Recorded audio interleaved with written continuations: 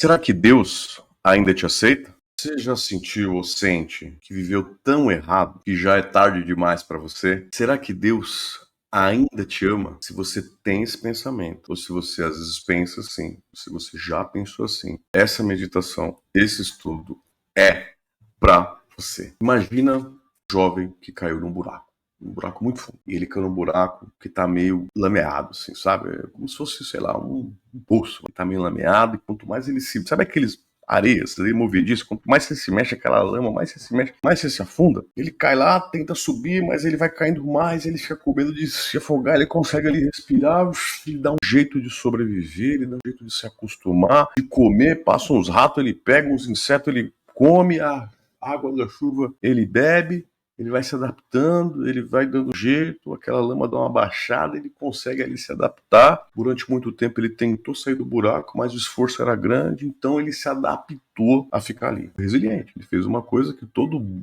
bom ser humano médio faria, o quê? Se adaptou. Até que um dia, alguém lá de cima do buraco lá, buraco altíssimo que ele estava, ele sobreviveu apesar de tudo, lá de cima fala: eu vim tirar você daqui. Aí ele fala: pô, é mesmo? Então bora. Mas tem uma condição. Você precisa deixar o buraco. Você precisa seguir minhas instruções para você deixar o buraco. Aí ele pensou, tava fácil demais. A esmola, quando é boa, é bom desconfiar. É ou não é? E aí veio uma voz para ele, veio um pensamento para ele. É melhor eu me resolver aqui mesmo. Eu ficar por aqui mesmo. Já me adaptei, tá mais fácil. Eu vou tentar, não vou conseguir. Eu vou me frustrar, vou fazer um esforço danado, de repente se eu não conseguir, e o pior, nem sei se Deus ainda me quer. Eu nem sei se tem alguma chance com o Pai ainda. Qual das duas vozes você escutaria? A que fez o convite para você sair do buraco, sair da lama, te dando uma direção, ou aquela que te confortou e te tentou a tá ruim, mas tá bom, e outra, nem sei se você vai conseguir. E se você tentar e nem for mais aceito. É nisso que nós vamos aprofundar em dois versos bíblicos. Colossenses 1:13 e Lucas, o Evangelho de Lucas, capítulo 4, do verso 5 a 8. Rapidamente dando um contexto, Colossenses, né, o capítulo aqui da Bíblia de Colossenses, é uma carta que Paulo escreveu para a igreja de Colosso, certo? O que estava acontecendo com a igreja de Colosso? A galera lá estava misturando o evangelho, o cristianismo, com as leis judaicas e com gnosticismo. Sabe aquela pessoa que fala que é agnóstica? É, gnosticismo. O que é o gnosticismo? É misticismo. Você acredita numa força superior, certo? Mas você não acredita no evangelho. Então, muito cuidado você que fala que é gnóstico. Paulo diz, misticismo. Então, Colosso começou a misturar judaísmo, tradição judaica, com misticismo e cristianismo. Então, virou perereco lá. E a carta de Paulo foi para pôr ordem, explicar para eles. Lei judaica já foi, para trás. É a palavra de Deus? É a palavra de Deus. A religião judaica, esquece. Agora nós estamos a boas novas. E esse negócio de misticismo, que Jesus é um anjo, que Jesus é uma força superior, meu amigo, ele é a própria força. Ele é o criador de tudo. Então, Colossenses é uma carta que deixa muito claro isso. E aí é o seguinte, se nós irmos aqui para Colossenses, no primeiro capítulo, verso 13, eu estou numa Bíblia King James, eu falo porque provavelmente a sua Bíblia aí vai ser uma outra tradução e vai estar um pouco diferente. Eu tenho a King James porque no começo, quando eu comecei a estudar, eu peguei o King James porque era a primeira tradução do grego, né? Então eu queria ser uma coisa mais fiel do mundo, eu queria. Mas ela é até mais difícil de entender, as palavras são mais difíceis, tá? E no fim, hoje, eu sei que 99% de todas as traduções, por mais que tenham palavras diferentes, elas são a mesma coisa, tá? É a mesma coisa. Esse papo aí que a Bíblia do fulano é assim, é tudo mentira. A interpretação, você vai pegar mesmo, tá? Então vamos lá. Colossenses 1:13. Abre aspas. Ele nos resgatou do domínio das trevas e nos transportou para o reino do seu Filho amado. Numa Bíblia, de repente, Nova Almeida atualizada, abre aspas. Ele nos resgatou do império das trevas e nos transportou para o reino do Filho do seu amor. Então, Paulo aqui deixa muito claro para a igreja de Colosso o quê?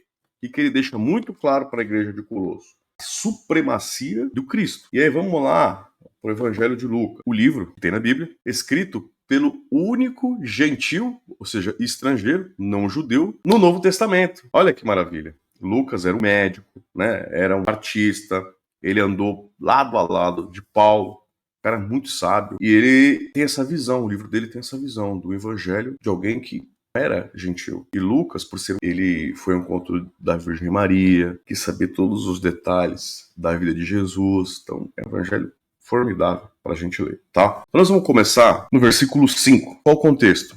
Jesus foi batizado por João Batista, o Espírito Santo o levou para o deserto por 40 dias, e aqui eu vou entrar no meio das tentações que o diabo começou a fazer com Jesus lá no jejum que ele fazia dos 40 dias. Então vamos lá. Capítulo 4, verso 5. 5 a 8, eu vou ler, tá? Então o diabo levou Jesus, a um lugar muito alto e lhe mostrou, em uma fração de tempo, todos os reinos do mundo. E lhe propôs, abre aspas, eu te darei todo o poder sobre eles e toda a glória destes reinos, porque me foram entregues e tenho autoridade para doá-los a quem bem entender. Diabo é malandro, diabo é malandro. Onde que ele vai? O desejo do poder, do reconhecimento, na vai poder que o ser humano tem, né? No poder de ter, de ser meu, tudo aquilo meu, né? Só que o diabo faz uma condição. Portanto, se prostrado me adorares, tudo será teu. Ou seja, se Jesus se ajoelhar para ele, né, adorar ele,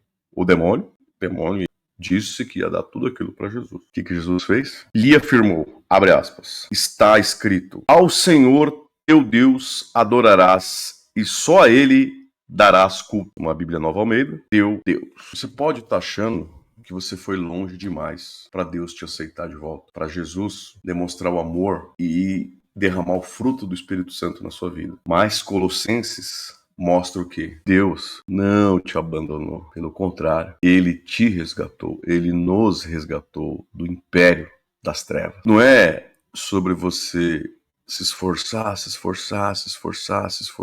e sair do buraco. É Ele descer até o fundo do poço para te tirar de lá. Lucas, ele deixa claro como funciona o jogo espiritual. O diabo, ele oferece o quê?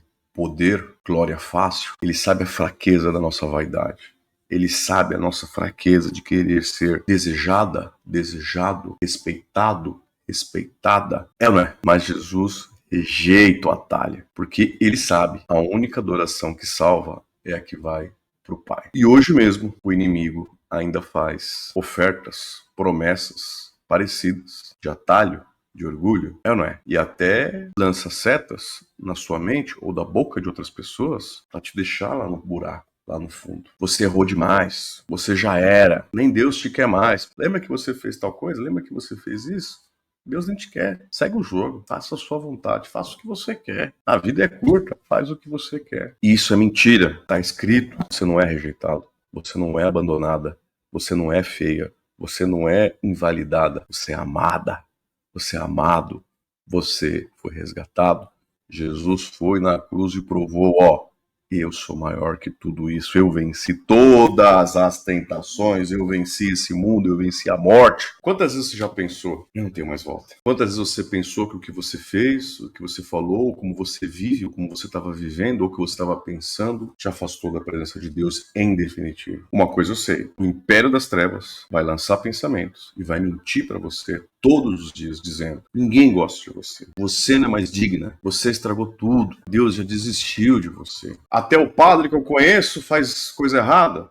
Olha o cara lá da igreja, lá, roubando o outro. Não é sobre os outros, é sobre você e Deus. Porque a palavra diz exatamente como Ele nos resgatou, Ele nos transportou e Ele nos ama incondicionalmente. Deus não mudou de ideia sobre você. Você pode ter ido por um caminho errado, você pode ter entrado numa curva errada, você pode ter caído num buraco e tá tanto tempo nele que já se adaptou e já se acostumou com o buraco. Mas Ele tá com a mão estendida, dizendo, volta pro reino que ainda tem tempo. Pega na minha mão e vem comigo. Se essa palavra falou com você, comenta aqui embaixo. Senhor, eu volto hoje. Compartilha com alguém que precisa ouvir isso.